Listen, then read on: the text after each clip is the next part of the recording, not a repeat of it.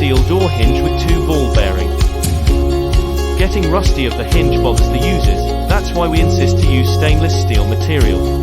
We have enough molds to produce hinges in different size and different thickness. The shell and the balls of ball bearing are also made of stainless steel, which makes the turning more smooth. The flat heads are welded so that we ensure the hinge to be tight.